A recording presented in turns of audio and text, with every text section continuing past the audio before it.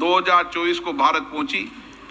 उन्होंने 21 जुलाई 2024 को आगरा का भ्रमण किया और इस समय वह विशेष बॉक्स में आसीन है। हम भारत में अंतरसंसदीय संघ के प्रेसिडेंट के रूप में उनकी भूमिका के लिए सफलता की भी कामना। गणराज्य की संस्था वहां की मित्र जनता को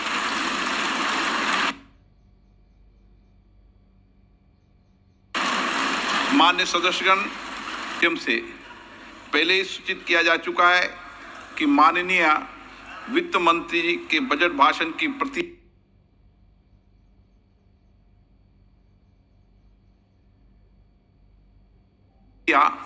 हार्ड कॉपी के रूप में प्रशासन की अपनी अपनी प्रति प्रकाशन काउंटर से प्राप्त कर लें। आपको ये भी सूचित किया जाता है कि माननीय मंत्री द्वारा बजट प्रस्तुत किए जाने के पश्चात बजट की प्रतियां उपलब्ध करा दी जाएगी। माननीय वित्त मंत्री Shrimati Nirmala Sitharaman.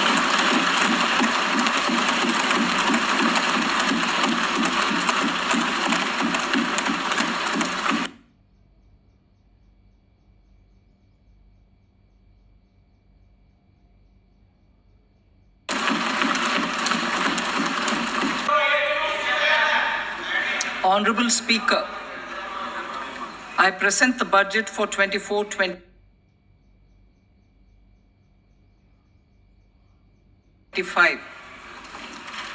Introduction.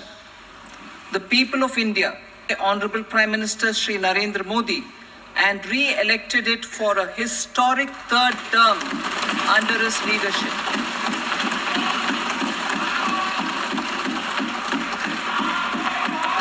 We are grateful for their support, faith, and trust in our policies. We are determined to ensure that all Indians, regardless of religion, caste, gender, and age, make substantial progress in realizing their life goals and aspirations. Global context. The global economy, while performing better than expected, is still in the grip of policy uncertainties.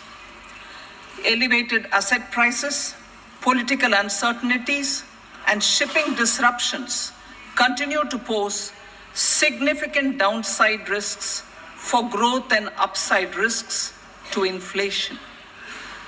In this context, India's economic growth continues to be the shining exception and will remain so in the years ahead.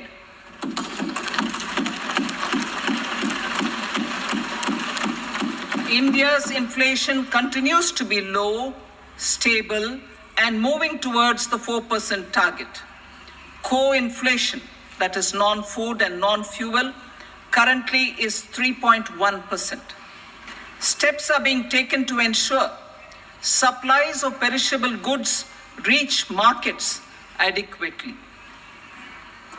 Interim budget. As mentioned in the interim budget, we need to focus on four major castes, namely the Garib, Mahilaye, Yuva, and Annadata, the poor, women, youth, and the farmer. For Annadata, we announced higher minimum support prices a month ago for all major crops, delivering on the promise of at least a 50% margin over costs. Pradhan Mantri Garib Kalyan Anna Yojana was extended for 5 years, benefiting more than 80 crore people. Administrative actions for approval and implementation of various schemes announced in the interim budget are well underway. The required allocations have been made. Budget theme. Turning attention to the full year and beyond in this budget, we particularly focus on employment, skilling, MSMEs, and the middle class. I am happy to announce the Prime Minister's package of 5 schemes and initiatives to facilitate employment, skilling, and other opportunities for 4.1 crore youth over a 5-year period, with a central outlay of 2 lakh crore rupees. I will speak about them shortly, while more details may be seen in the annexure. This year, I've made a provision of 1.48 lakh rupees, 1.48 lakh crore rupees for education, employment, and skilling. Budget priorities. The people have given a unique opportunity to our government to take the country on the path of strong development and an all-round prosperity. In the interim budget, we promise to present a detailed roadmap for our pursuit of Vikasit Bharat. In line with the strategy set out in the interim budget, this budget envisages sustained efforts on the following 9 priorities for generating ample opportunities for all. Number 1, productivity and resilience in agriculture. Number 2, employment and skilling. Number 3, inclusive human resource development and social justice. 4, manufacturing and services. 5, urban development. 6, energy security. 7, infrastructure. 8, innovation, research and development.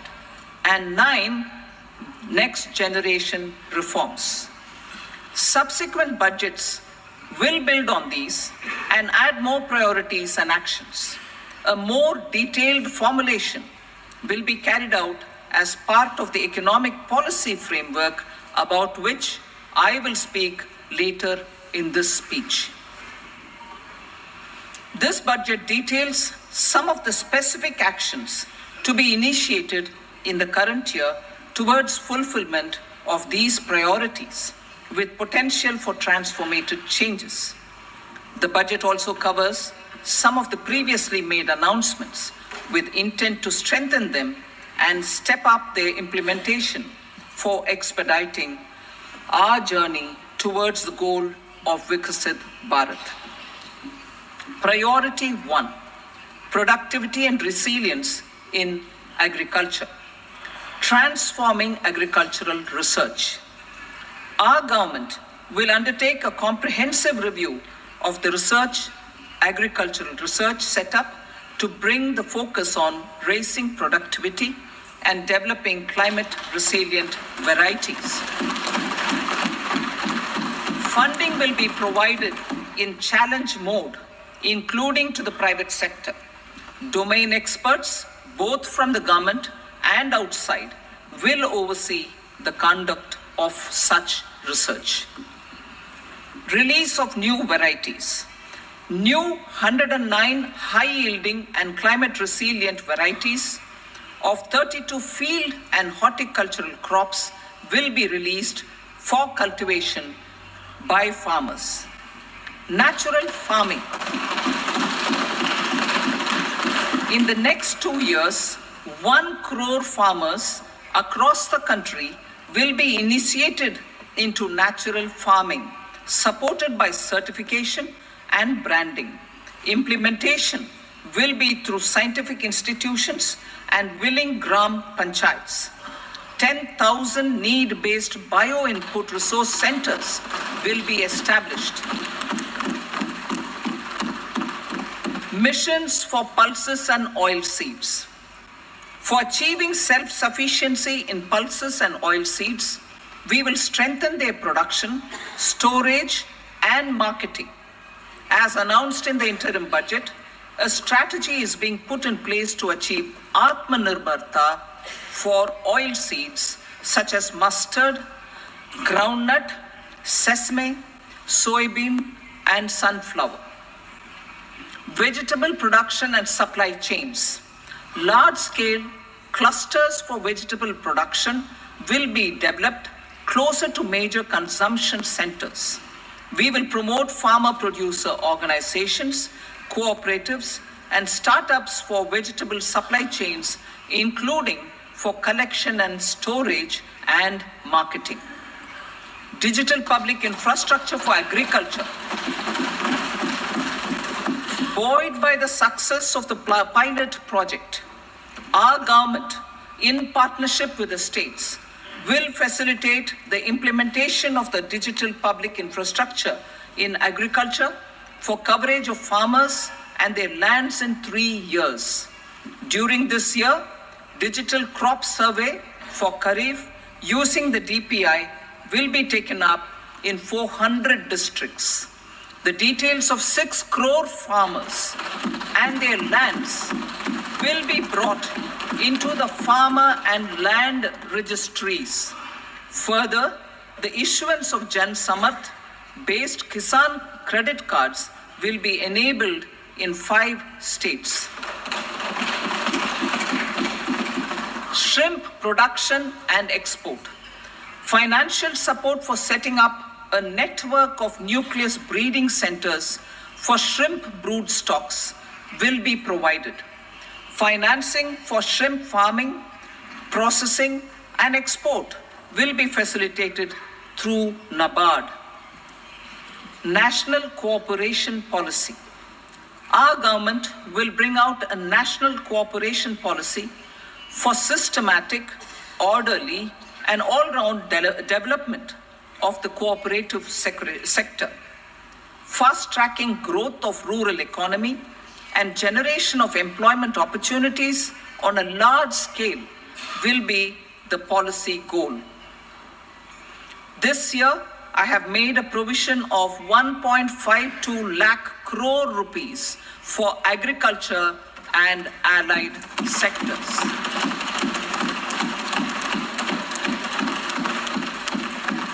Priority 2, employment and skilling.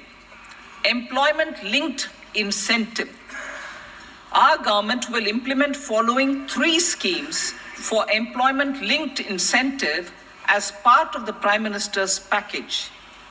These will be based on enrollment in the EPFO and focus on recognition of first-time employees and support to employees and employers. Scheme A, first-timers. This scheme will provide 1 month wage to all persons newly entering the workforce in all formal sectors.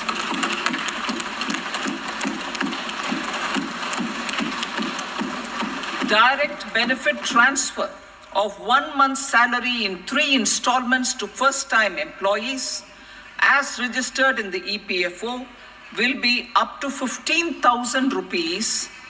The eligibility limit will be a salary of 1 lakh per month.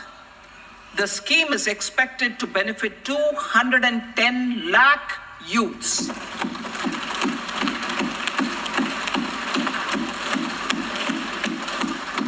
Scheme B, job creation in manufacturing.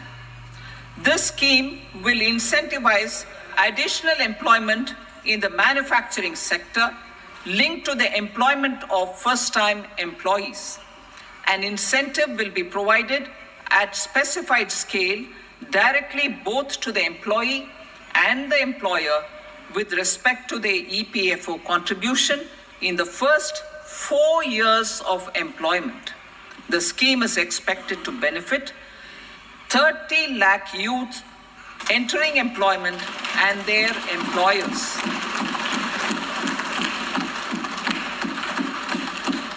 Scheme C, support to employers. This employer-focused scheme will cover additional employment in all sectors. All additional employment within a salary of 1 lakh rupee per month will be counted. The government will reimburse to employers up to 3,000 rupees per month for 2 years towards their EPFO contribution for each additional employee. The scheme is expected to incentivize additional employment of 50 lakh persons.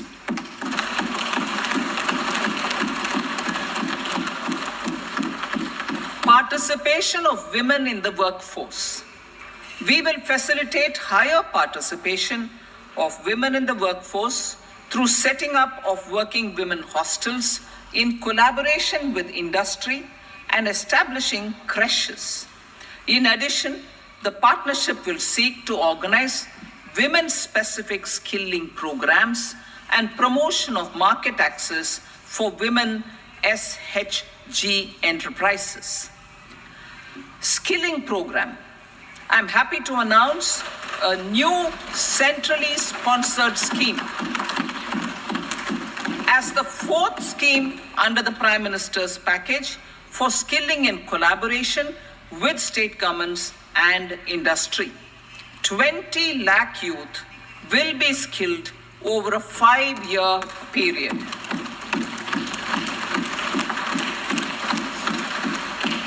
"1,000 industrial training institutes will be upgraded in hub and spoke arrangements with outcome orientation. Course content and design will be aligned to the skill needs of industry, and new courses will be introduced for emerging needs. Skilling loans.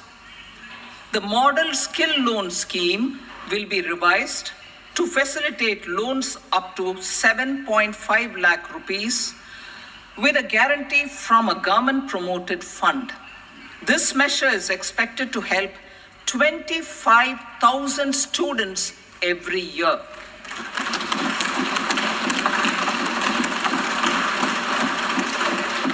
Education loans.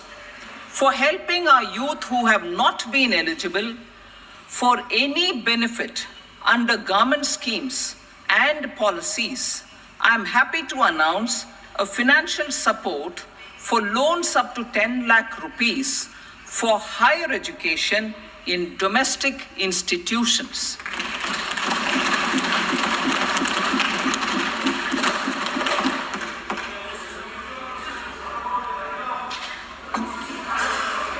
E-vouchers for this purpose. E-vouchers for this purpose will be given directly to 1 lakh students every year for annual interest subvention of 3% of the loan amount. Priority 3, inclusive human resource development and social justice. Saturation approach. Our government is committed to all-round, all-pervasive and all-inclusive development of people, particularly farmers, youth, women, and the poor. For achieving social justice comprehensively, the saturation approach of covering all eligible people through various programs, including those for education and health, will be adopted to empower them by improving their capabilities. Implementation of schemes meant for supporting economic activities by craftsmen, artisans, self-help groups, scheduled caste, scheduled tribe, and women entrepreneurs and street vendors such as the PM Vishwakarma, PM Swanidhi, National Livelihood Missions, and Stand Up India will be stepped up. Purvodaya. The states in the eastern part of the country are rich in endowments and have strong cultural traditions. We will formulate a plan, Purvodaya, for the all-round development of the eastern region of the country, covering Bihar, Jharkhand, West Bengal, Odisha, and Andhra Pradesh. This will cover human resource development, infrastructure, and generation of economic opportunities to make the region an engine to attain Vikasit Bharat. On the Amritsar-Kolkata Industrial Corridor, we will support development of an industrial node at Gaya. This corridor will catalyze industrial development of the eastern region. The industrial node at Gaya will also be a good model for developing our ancient centers of cultural importance into future centers of modern economy. This model shall showcase Vikas B, Virasat B in our growth trajectory. We will also support development of road connectivity projects, namely 1.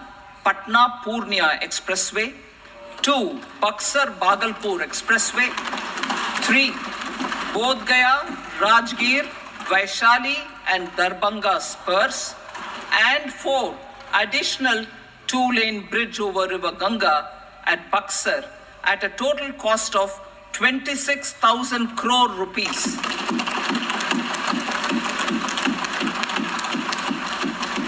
Power projects, including setting up of a new 2,400 megawatt power plant at Pir Painti, will be taken up at a cost of 21,400 crore rupees.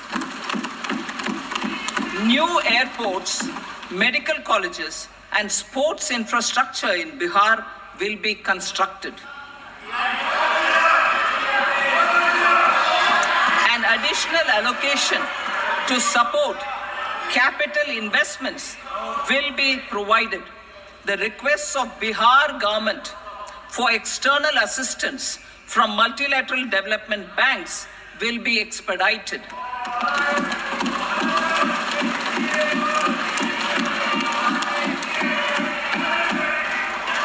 Andhra Pradesh Reorganization Act. Our government has made concerted efforts to fulfill the commitments in Andhra Pradesh Reorganization Act.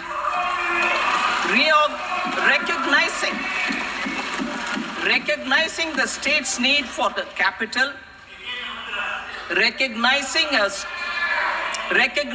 the state's need for a capital, we will facilitate special financial support through multilateral development agencies. In the current financial year, 15,000 crore rupees will be arranged with additional amounts in future years.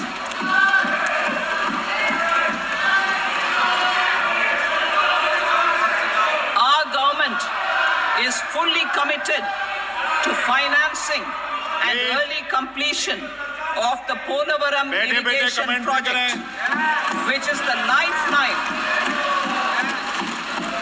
lifeline for Andhra Pradesh and its farmers. This will facilitate our country's food security as well. Under the Andhra Pradesh Reorganization Act, for promoting industrial development, funds will be provided for essential infrastructure such as water, power, railways, and roads. In Kopparthi node on the Visakhapatnam-Chennai Industrial Corridor and Varavakal node on the Hyderabad-Bengaluru Industrial Corridor. An additional allocation will be provided this year towards capital investment for economic growth. Grants for backward regions of Rayalaseema, Prakasham, North Coastal Andhra, as stated in the Act, will be provided. PM Awas Yojana. 3 crore additional houses under the PM Awas Yojana in rural and urban areas in the country have been announced, for which the necessary allocations are being made.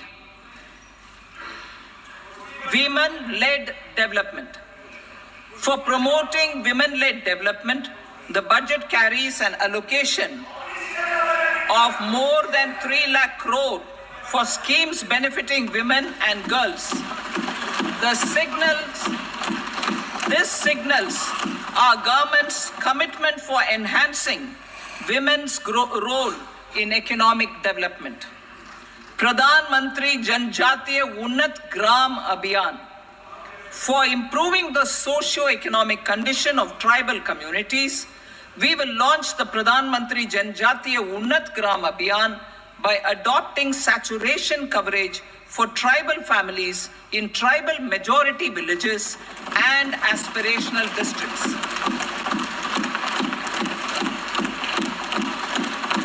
This will cover 63,000 villages, benefiting 5 crore tribal people. Bank branches in northeastern region. More than 100 branches of India Post Payment Bank will be set up in the northeast region to expand the banking services. This year, I have made a provision of 2.66 lakh crore rupees for rural development, including rural infrastructure. Priority 4, manufacturing and services, support for promotion of MSMEs. This budget provides special attention to MSMEs and manufacturing, particularly labor-intensive manufacturing. We have formulated a package covering financing, regulatory changes, and technology support for MSMEs to help them grow and also compete globally, as mentioned in the interim budget. I am happy to announce the following specific measures. Credit guarantee scheme for MSMEs in the manufacturing sector. For facilitating term loans to MSMEs for purchase of machinery and equipment without collateral or third-party guarantee, a credit guarantee scheme will be introduced. The scheme will operate on pooling of credit risks of such MSMEs. A separately constituted self-financing guarantee fund will provide to each applicant guarantee cover up to 100 crore rupees, while the loan amount may be larger. The borrower will have to provide an upfront guarantee fee and an annual guarantee fee on the reducing loan balance. New assessment model for MSME credit. Public sector banks will build their own in-house capability to assess MSMEs for credit instead of relying on external assessment. They will also take a lead in developing or getting developed a new credit assessment model based on the scoring of digital footprints of the MSMEs in the economy. This is expected to be a significant improvement over the traditional assessment of credit eligibility based only on asset or turnover criteria. That will also cover MSMEs without a formal accounting system. Credit support to MSMEs during stress period. I'm happy to announce a new mechanism for facilitating continuation of bank credit to MSMEs during their stress period while being in special mention account, SMA stage, for reasons beyond their control. MSMEs need credit to continue their business and to avoid getting into the NPA stage. Credit availability will be supported through a guarantee from a government-promoted fund. Mudra loans. The limit of Mudra loans will be enhanced to 20 lakh from the current 10 lakh for those entrepreneurs who have availed and successfully repaid previous loans under the Tarun category. Enhanced scope for mandatory onboarding in trades. For facilitating MSMEs to unlock their working capital by converting their trade receivables into cash, I propose to reduce the turnover threshold of buyers for mandatory onboarding on the Trades platform from rupees 500 crore to 250 crore rupees. This measure will bring 22 more CPSCs and 7,000 more companies onto the platform. Medium enterprises will also be included in the scope of the suppliers. SIDBI branches in MSME clusters. SIDBI will open new branches to expand its reach to serve all major MSME clusters within 3 years and provide direct credit to them. With the opening of 24 such branches this year, the service coverage will expand to 168 out of 242 major clusters. MSME units for food irradiation, quality and safety testing. Financial support for setting up of 50 multi-product food irradiation units in the MSME sector will be provided. Setting up of 100 food quality and safety testing labs with NABL accreditation will be facilitated. E-commerce export hubs to enable MSMEs and traditional artisans to sell their products in international markets. E-commerce export hubs will be set up in public-private partnership mode. These hubs, under a seamless regulatory and logistic framework, will facilitate trade and export-related services under one roof. Measures for promotion of manufacturing and services. Internship in top companies. As the fifth scheme under Prime Minister's package, our government will launch a comprehensive scheme for providing internship opportunities in 500 top companies to 1 crore youth in 5 years. They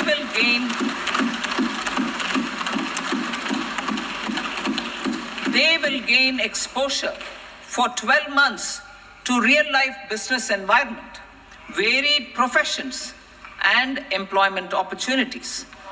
An internship allowance of 5,000 per month, 5,000 rupees per month, along with a one-time assistance of 6,000 rupees will be provided. Companies will be expected to bear the training cost and 10% of their internship cost from their CSR funds. Industrial parks. Our government will facilitate development of investment-ready, plug-and-play industrial parks with complete infrastructure in or near 100 cities in partnership with the states and private sector by better using town planning schemes. 12 industrial parks under the National Industrial Corridor Development Program also will be sanctioned.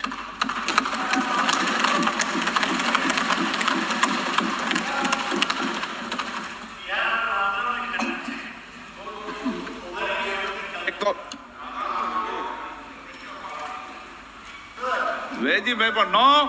Please, बैठिए.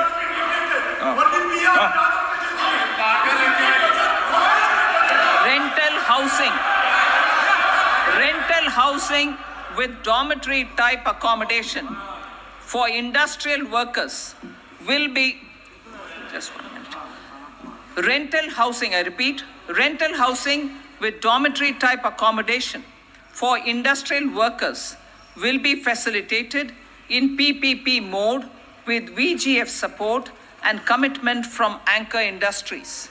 Shipping industry, ownership, leasing and flagging reforms will be implemented to improve the share of Indian shipping industry and generate more employment. Critical mineral mission. We will set up a critical mineral mission for domestic production, recycling of critical minerals and overseas acquisition of critical mineral assets. Its mandate will include technology development, skilled workforce, extended producer responsibility framework, and a suitable financing mechanism. Offshore mining of minerals.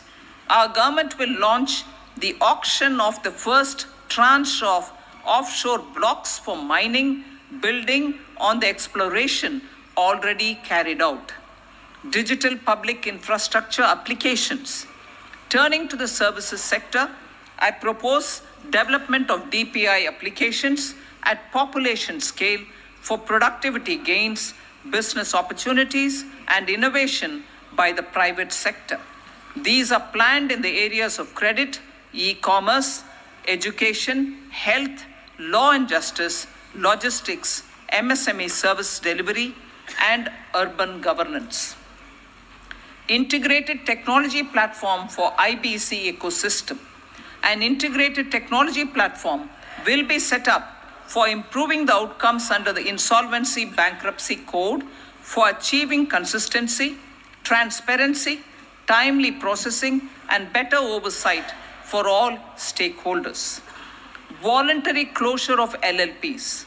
The services of the Center for Processing Accelerated Corporate Exit, CPACE, will be extended for voluntary closure of LLPs to reduce the closure times. National Company Law Tribunals. The IBC has resolved more than 1,000 companies, resulting in direct recovery of 3.3 lakh crore to creditors. 3.3 lakh crore rupees to creditors. In addition, 28,000 cases involving over 10 lakh crore rupees have been disposed of even prior to admission. Appropriate changes to the IBC, reforms and strengthening of the tribunal and appellate tribunals will be initiated to speed up insolvency resolution. Additional tribunals will be established. Out of those, some will be notified to decide cases exclusively under the Companies Act. Debt recovery. Steps for reforming and strengthening debt recovery tribunals will be taken. Additional tribunals will be established to speed up recovery. Priority 5, urban development. Cities as growth hubs. Working with states, our government will facilitate development of cities as growth hubs. This will be achieved through economic and transit planning and orderly development of peri-urban areas utilizing town planning schemes. Creative redevelopment of cities. For creative brownfield redevelopment of existing cities with a transformative impact, our government will formulate a framework for enabling policies, market-based mechanisms, and regulation. Transit-oriented development. Transit-oriented development plans for 14 large cities with a population above 30 lakh will be formulated, along with an implementation and financing strategy. Urban housing.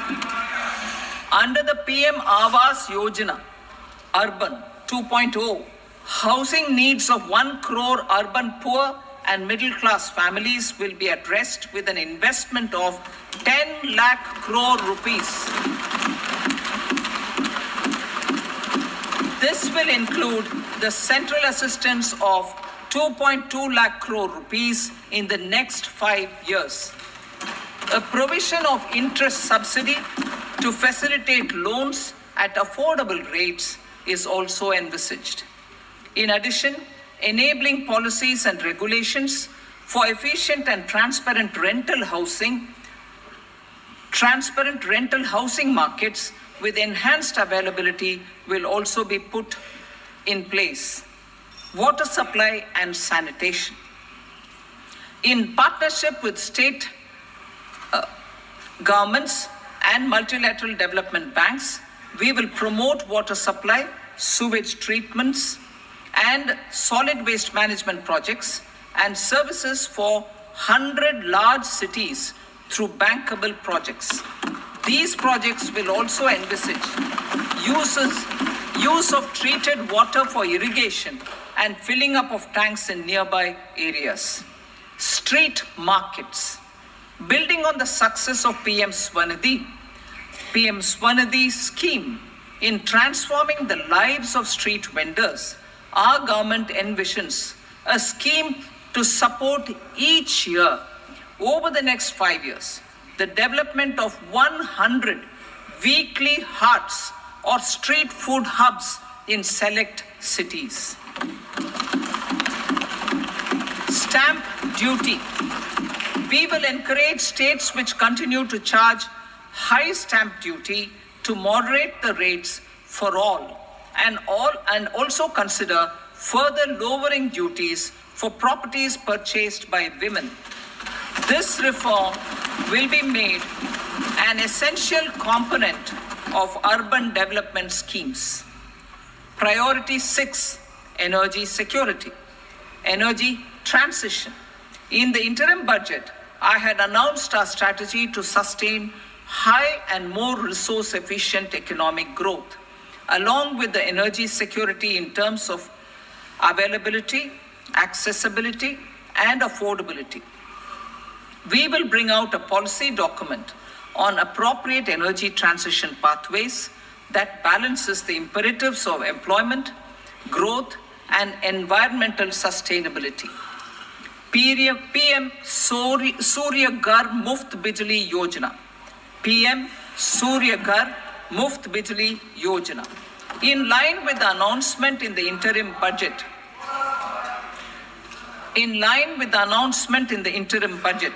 PM Surya Ghar Muft Bijli Yojana has been launched to install rooftop solar plants to enable 1 crore households obtain free electricity up to 300 units every month. The scheme has generated remarkable response with more than 1.28 crore registrations and 14 lakh applications, and we will further encourage it. Pumped storage policy. A policy for promoting pumped storage projects will be brought out for electricity storage and facilitating smooth integration of the growing share of renewable energy with its variable and intermittent nature in the overall energy mix. Research and development of small and modular nuclear reactors. Nuclear energy is expected to form a very significant part of the energy mix for Vikasit Bharat. Towards that pursuit, our government will partner with the private sector for 1. Setting up Bharat Small Reactors. 2. Research and development of Bharat Small Modular Reactor. And 3. Research and development of newer technologies for nuclear energy.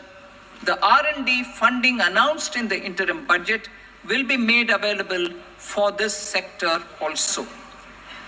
Advanced ultra supercritical thermal power plants. The development of indigenous technology for advanced ultra supercritical thermal power plants with much higher efficiency has been completed. A joint venture between NTPC and BHEL will set up a full-scale 800 megawatt commercial plant using AUSC technology. The government will provide the required fiscal support. Moving forward, development of indigenous capacity for the production of high-grade steel and other advanced metallurgy materials for these plants will result in strong spin-off benefits for the economy. Roadmap for hard-to-abate industries. A roadmap for moving the hard-to-abate industries from energy efficiency targets to emission targets will be formulated. Appropriate regulations for transition of these industries from the current perform, achieve, and trade mode to Indian carbon market mode will be put in place. Support to traditional micro and small industries. An investment grade energy audit of traditional micro and small industries in 60 clusters, including brass and ceramic, will be facilitated. Financial support will be provided for shifting them to cleaner forms of energy and implementation of energy efficiency measures. The scheme will be replicated in another 100 clusters in the next phase. Priority 7, infrastructure investment by central government. Significant investment the central government has made over the years in building and improving infrastructure has had a strong multiplier effect on the economy.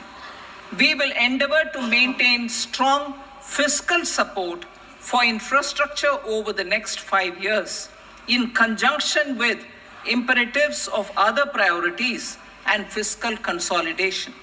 This year, I have provided 11,11,111 crore rupees for capital expenditure. This would be 3.4% of our GDP. Infrastructure investment by state governments.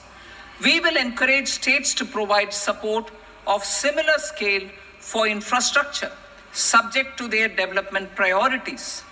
A provision of 1.5 lakh crore rupees for long-term interest-free loans have been made this year also to support the states in their resource allocation.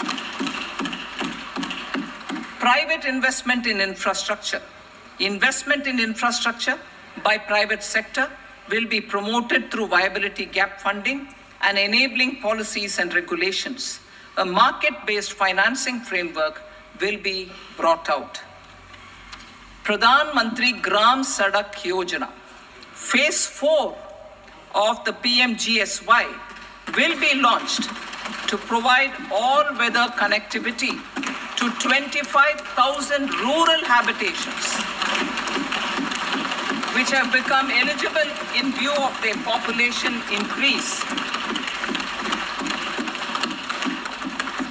Irrigation and flood mitigation. Bihar has frequently suffered from floods, many of them originating outside the country. Plans to build flood control structures in Nepal are yet to progress. Our government, through the accelerated irrigation benefit program and other sources, will provide financial support for projects with estimated cost of 11,500 crore rupees, such as the Kosi-Michi intra-state link and 20 other ongoing and new schemes, including barrages, river pollution abatement, and irrigation projects. In addition, survey and investigation of Kosi-related flood mitigation and irrigation projects will be undertaken.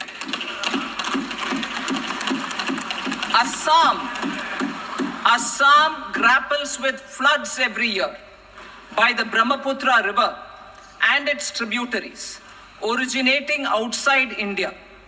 We will provide assistance to Assam for flood management and related projects.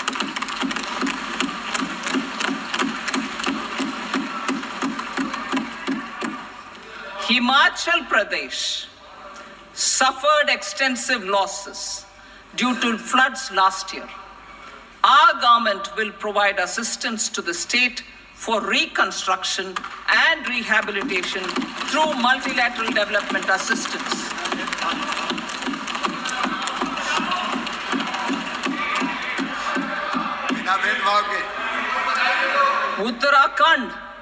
Uttarakhand too suffered losses due to cloudbursts and massive landslides. We will provide assistance to the state. Recently, Sikkim witnessed devastating flash floods and landslides that wreaked havoc across the state. Our government will provide assistance to the state. Tourism has always been a part of our civilization. Our efforts in positioning India as a global tourist destination will also create jobs, stimulate investments, and unlock economic opportunities for other sectors.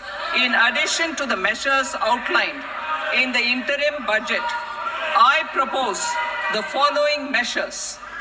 Vishnupad Temple at Gaya and Mahabodhi Temple at Bodh Gaya in Bihar are of immense spiritual significance. Comprehensive development of Vishnupad Temple Corridor and Mahabodhi Temple Corridor will be supported, modeled on the successful Kashi Vishwanath Temple Corridor to transform them into world-class pilgrim and tourist destinations. Rajgir holds immense religious significance for Hindus, Buddhists and Jains. The 20th Tirthankara Muniswarata temple in the Jain temple complex is ancient. The Saptarishi or the 7 hot springs form a warm water Brahmkund that is sacred. A comprehensive development initiative for Rajgir will be undertaken. Our government will support the development of Nalanda as a tourist center, besides reviving Nalanda University to its glorious stature. Odisha's scenic beauty, temples, monuments, craftsmanship, wildlife sanctuaries, natural landscapes, and pristine beaches make it an ultimate tourism destination. Our government will provide assistance for their development to Odisha as well. Priority 8, innovation, research and development. We will operationalize the Anusandhan National Research Fund for basic research and prototype development. Further, we will set up a mechanism for spurring private sector driven research and innovation at commercial scale with a financing pool of 1 lakh crore rupees in line with the announcement in the interim budget. Space economy. With our continued emphasis on expanding the space economy by 5 times in the next 10 years, a venture capital fund of 1,000 crore rupees will be set up. Priority 9, next generation reforms. Economic policy framework. We will formulate an economic policy framework to delineate the overarching approach to economic development and set the scope of the next generation of reforms for facilitating employment opportunities and sustaining high growth. Our government will initiate and incentivize reforms for 1. Improving productivity of factors of production, and 2. Facilitating markets and sectors to become more efficient. These reforms will cover all factors of production, namely land, labor, capital, and entrepreneurship, and technology as an enabler of improving total factor productivity and bridging inequality. Effective implementation of several of these reforms requires collaboration between the center and the states and building consensus as development of the country lies in development of the states. For promoting competitive federalism and incentivizing states for faster implementation of reforms, I propose to earmark a significant part of the 50-year interest-free loan. Working with the states, we will initiate the following reforms.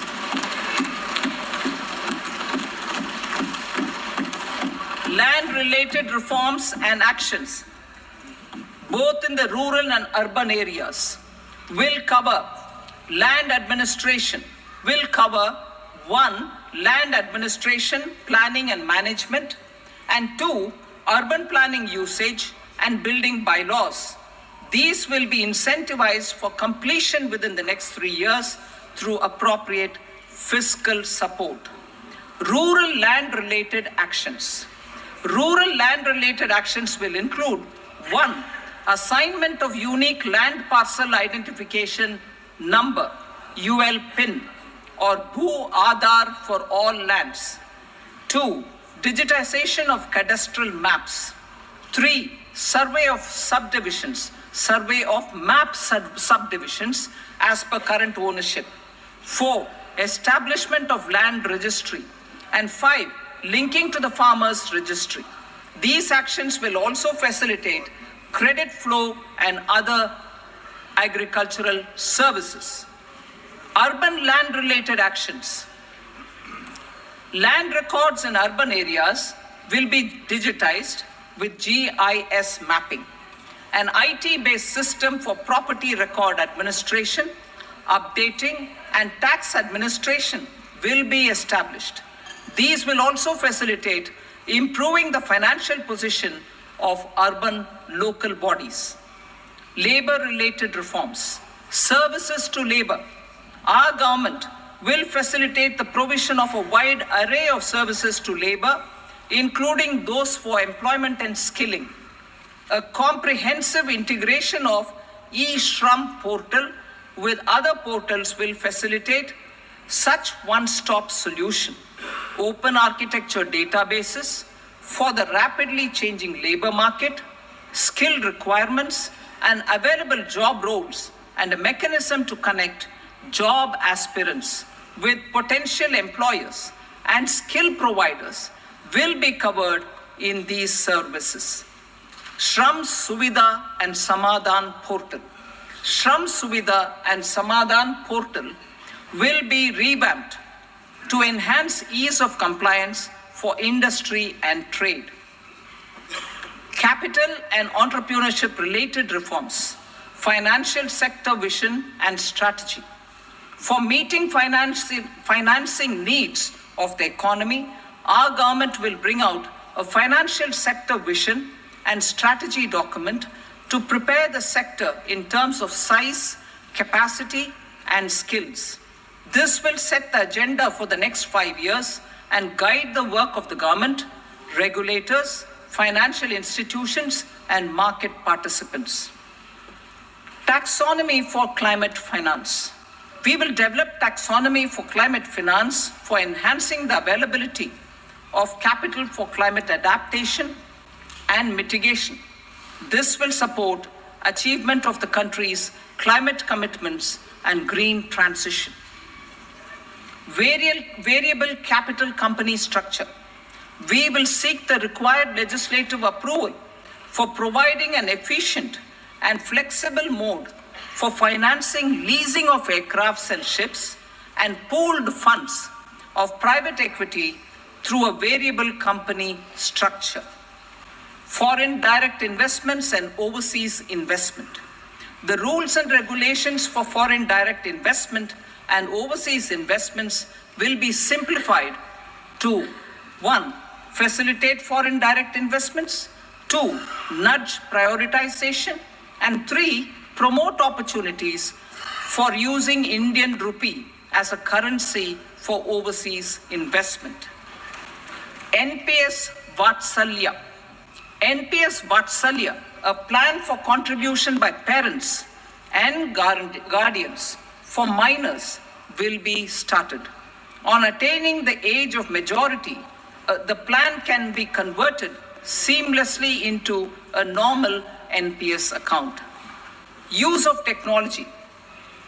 We have successfully used technology for improving productivity and bridging inequality in our economy during the past 10 years. Public investment in digital infrastructure and innovations by the private sector have helped in improving access of all citizens, particularly the common people, to market resources, education, health, and services. We will step up adoption of technology towards digitalization of the economy. Ease of doing business. For enhancing ease of doing business, we are already working on the Jan Vishwas Bill 2.0. Further, states will be incentivized for implementation of the business reforms, action plans, and digitalization. Data and statistics for improving data governance, collection, processing and management of data and statistics, different sectoral databases, including those established under the Digital India Mission, will be utilized with active use of technology tools. New pension scheme. The committee to review the NPS has made considerable progress in its work. I'm happy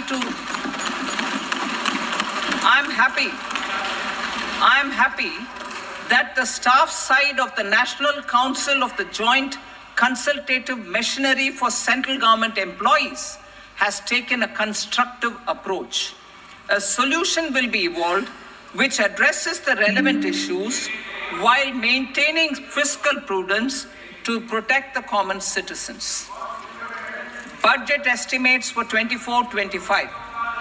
For the year 24-25, total receipts other than borrowings and the total expenditure are estimated at 32.07 lakh crore rupees and 48.21 lakh crore rupees respectively. The net tax receipts are estimated at 25.83 lakh crore rupees. The fiscal deficit is estimated at 4.9% of the GDP.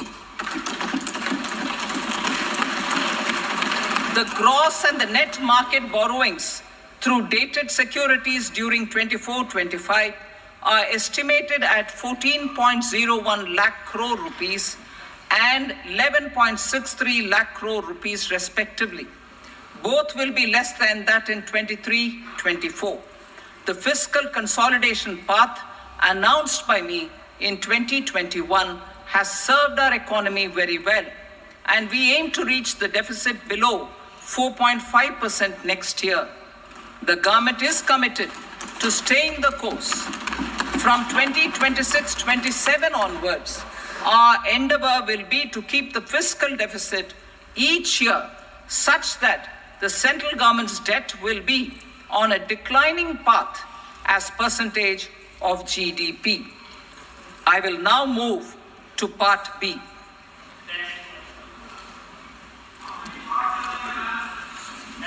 Indirect taxes. Sir, I start with GST.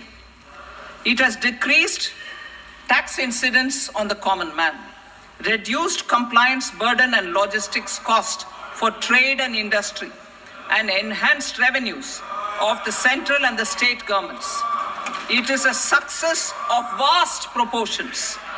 To multiply the benefits of GST, we will strive to further simplify and rationalize the tax structure and endeavor to expand it to the remaining sectors. My proposals for customs duties intend to support domestic manufacturing, deepen local value addition, promote export competitiveness, and simplify taxation while keeping the interest of the general public and consumers surmount. In Budget 22-23, we reduced the number of customs duty rates. I propose to undertake a comprehensive review of the rate structure over the next 6 months to rationalize and simplify it for ease of trade, removal of duty inversion, and reduction of disputes. I shall now take up sector-specific customs duty proposals. Medicine and medical equipments. To provide relief to cancer patients, I propose to fully exempt 3 more medicines from customs duties.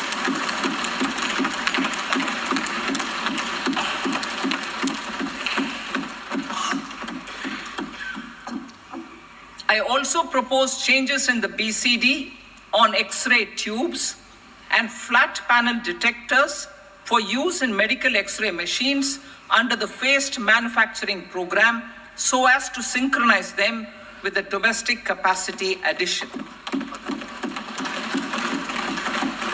Mobile phone and related parts. With a threefold increase in domestic production and almost 100-fold jump in exports of mobile phones over the last 6 years, the Indian mobile industry has matured. In the interest of consumers, I now propose to reduce the BCD on mobile phone, mobile PCBA, and mobile charger to 15%. Critical minerals. Minerals such as lithium, copper, cobalt, and rare earth elements are critical for sectors like nuclear energy, renewable energy, space, defense, telecommunications, and high-tech electronics. I propose to fully exempt customs duties on 25 critical minerals and reduce BCD on 2 of them. This will provide a major fillip to the processing and refining of such minerals and help secure their availability for these strategic and important sectors. Solar energy. Energy transition is critical in the fight against climate change. To support energy transition, I propose to expand the list of exempted capital goods for use in the manufacture of solar cells and panels in the country. Further, in view of sufficient domestic manufacturing capacity of solar gas, glass, and tinned copper interconnect, I propose not to extend the exemption of custom duties provided to them. Marine products. India's seafood exports in the last financial year touched an all-time high of more than 60,000 crores of rupees. Frozen shrimp accounted for about 2/3 of these exports. To enhance their competitiveness, I propose to reduce BCD on certain broodstock, polychaete worms, shrimp, and fish feed to 5%. I also propose to exempt customs duty on various inputs for manufacture of shrimp and fish feed. Leather and textile. Similarly, to enhance the competitiveness of exports in the leather and textile sectors, I propose to reduce BCD on real down-filling material from duck or goose. I am also making additions to the list of exempted goods for manufacture of leather and textile garments, footwear, and other leather articles for export. To rectify inversion in duty, I propose to reduce BCD subject to conditions on methylene diphenyl diisocyanate, MDI, for manufacture of spandex yarn from 7.5 to 5%. Furthermore, the export duty structure on raw hides, skin, and leather is proposed to be simplified and rationalized. Precious metals. To enhance domestic value addition in gold and precious metal jewelry in the country, I propose to reduce customs duties on gold and silver to 6% and that of platinum to 6.4%. Other metals. Steel and copper are important raw materials. To reduce their cost of production, I propose to remove the BCD on ferronickel and blister copper. I am also continuing with nil BCD on ferrous scrap and nickel cathode and concessional BCD of 2.5% on copper scrap. Electronics. To increase value addition in the domestic electronics industry, I propose to remove the BCD subject to conditions on oxygen-free copper for manufacture of resistors. I also propose to exempt certain parts for manufacture of connectors. Chemicals and petrochemicals. To support existing and new capacities in the pipeline, I propose to increase the BCD on ammonium nitrate from 7.5% to 10%. Plastics. PVC flex banners are non-biodegradable and hazardous for environment and health. To curb their imports, I propose to raise the BCD on them from 10 to 25%. Telecommunication equipment. To incentivize domestic manufacturing, I propose to increase the BCD from 10 to 15% on PCBA of specified telecom equipment. Trade facilitation. To promote domestic aviation and boat and ship MRO, I propose to extend the period for export of goods imported for repairs from 6 months to 1 year. I'll read that again. To promote domestic aviation and boat and ship maintenance, repair and operations, I propose to extend the period for export of goods imported for repairs from 6 months to 1 year. In the same vein, I propose to extend the time limit for re-import of goods for repairs under warranty from 3 to 5 years. I now move to direct taxes. We will continue our efforts to simplify taxes, improve taxpayer services, provide tax certainty, and reduce litigation while enhancing revenues for funding the development and welfare schemes of the government. It has been our endeavor to simplify taxation. We have taken a number of measures in the last few years, including introduction of simplified tax regimes without exemptions and deductions for corporate tax and for personal income tax.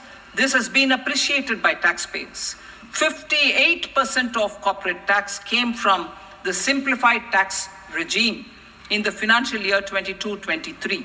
Similarly, as per data available till now, for the last fiscal, more than 2/3 have availed the new personal income tax regime. Comprehensive review of the Income Tax Act. I am now announcing a comprehensive review of the Income Tax Act 1961.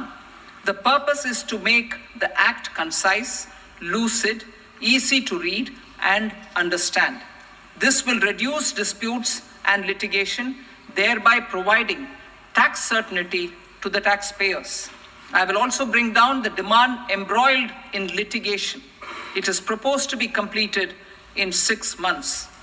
A beginning is being made in the finance bill by simplifying the tax regime for charities, TDS rate structures, provisions of reassessment and such provisions, and capital gains taxation. Simplification for charities and TDS. Two tax exemption regimes. The two tax exemption regimes for charities are proposed to be merged into one.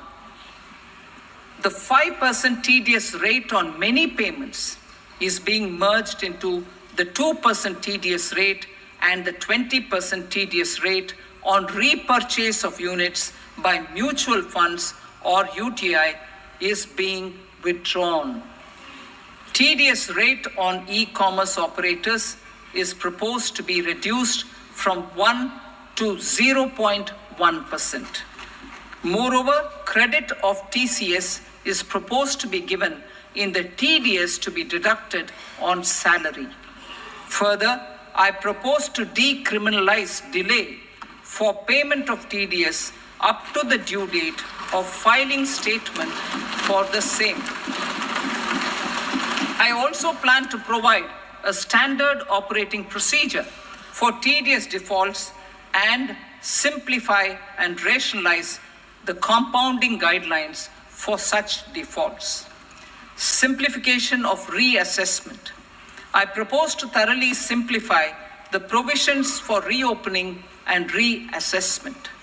An assessment hereinafter can be reopened beyond 3 years from the end of the assessment year only if the escaped income is 50 lakh rupees or more, up to a maximum period of 5 years from the end of the assessment year.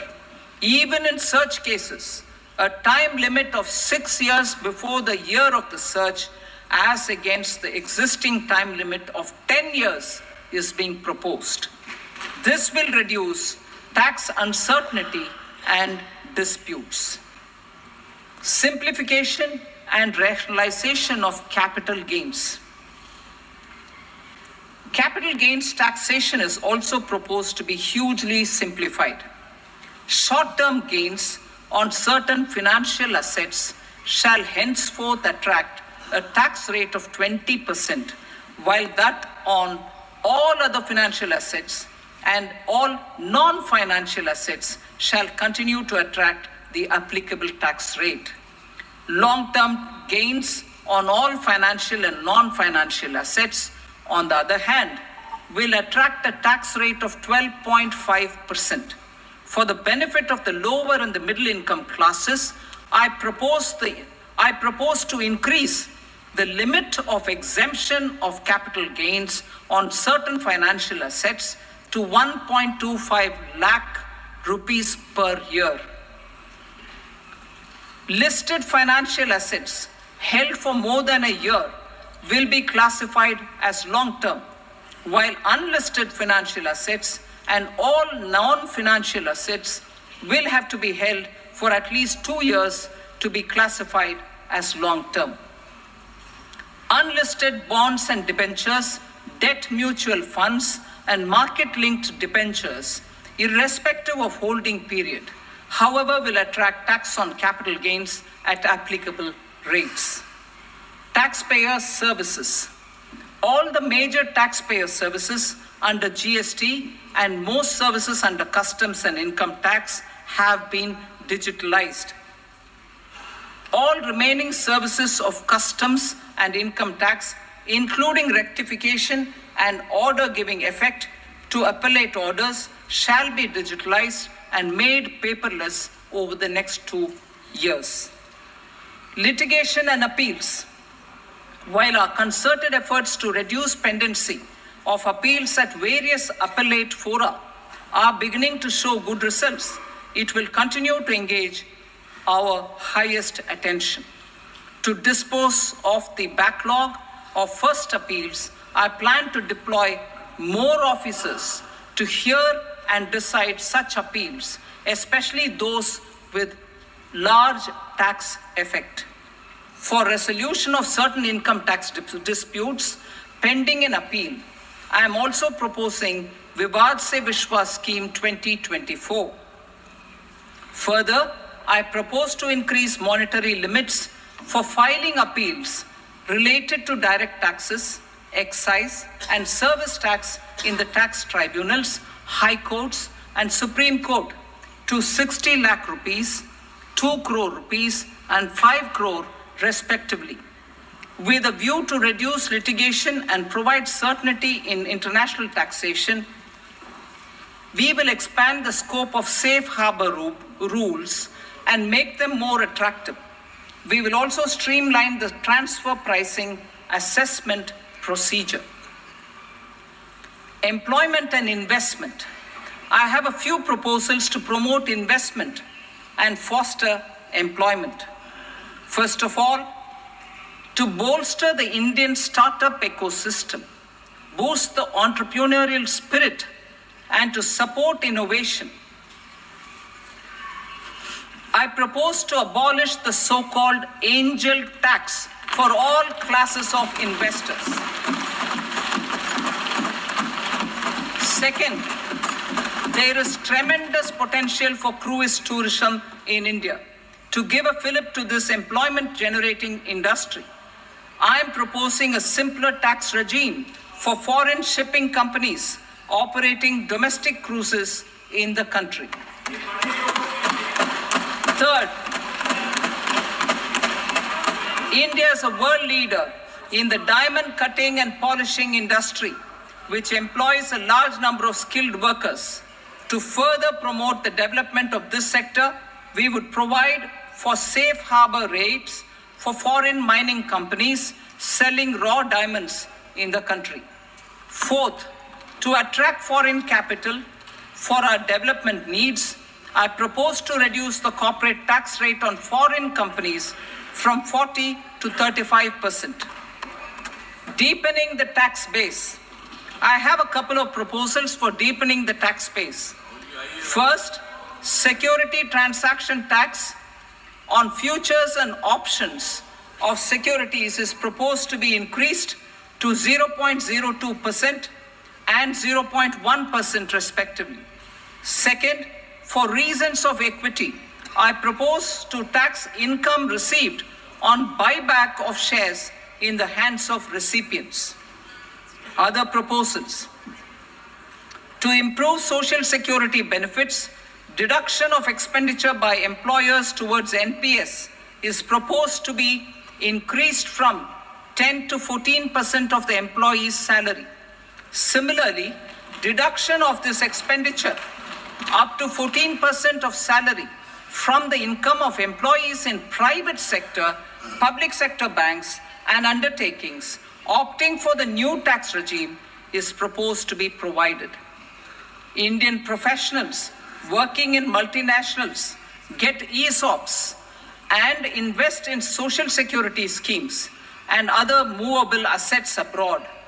Non-reporting of such small foreign assets has penal consequences under the Black Money Act. Such non-reporting of movable assets up to 20 lakh rupees is proposed to be depenalized. Other major proposals in the finance bill relate to withdrawal of equalization levy of 2%, expansion of tax benefits to certain funds and entities in IFSCs, and immunity from penalty and prosecution to Benamidar on full and true disclosure so as to improve conviction under the Benami Transaction Prohibition Act 1988.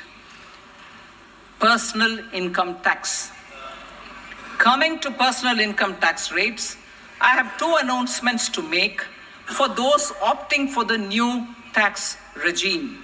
First, the standard deduction for salaried employees is proposed to be increased from 50,000 to 75,000 rupees.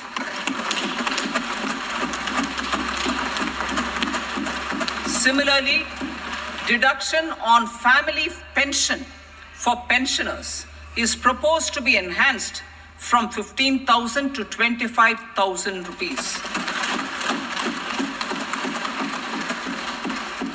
This will provide relief to about 4 crore salaried individuals and pensioners.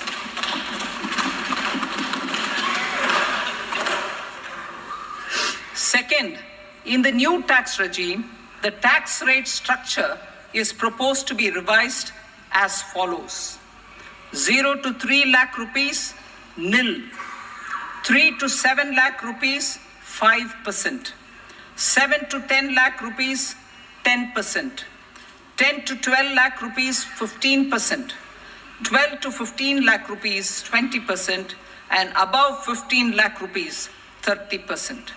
As a result of these changes, a salaried employee in the new tax regime stands to save up to 17,500 rupees in income tax.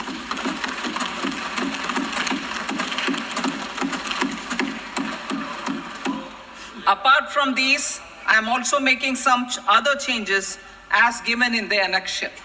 As a result of these proposals, revenue of about 37,000 crore, that is 29,000 crore in direct taxes and 8,000 crore in indirect taxes will be foregone, while revenue of about 30,000 crore rupees will be additionally mobilized. Thus, the total revenue foregone is about 7,000 crores annually. Mr. Speaker, sir, with this, I commend the budget to this august House. Jai Hind.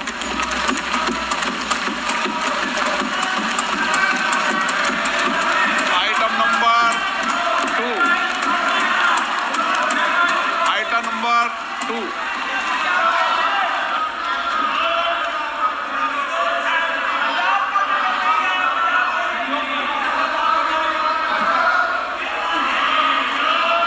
Sir, with your permission, I rise to lay on the table the following statements under Section 3 of the Fiscal Responsibility and Budget Management, FRBM Act 2003, medium-term fiscal policy cum fiscal policy strategy statement, and macroeconomic framework statement. Item number 3. Sir, with your permission, I rise to move for leave to introduce the Finance Number 2 Bill 2024. प्रश्न ये कि विधेयक को पुनर्स्थापित करने की अनुमति प्रदान की जाए। जो सदस्य इसके पक्ष में हाँ कहें, जो सदस्य विरोध में ना कहें। मेरे विचार में निर्णय हाँ वालों के पक्ष में अनुमति प्रदान की जाती है। माननीय मंत्री जी, अब विधेयक पुनर्स्थापित करें। Sir, I introduce the bill. Item number 4. The Union Territory of Jammu and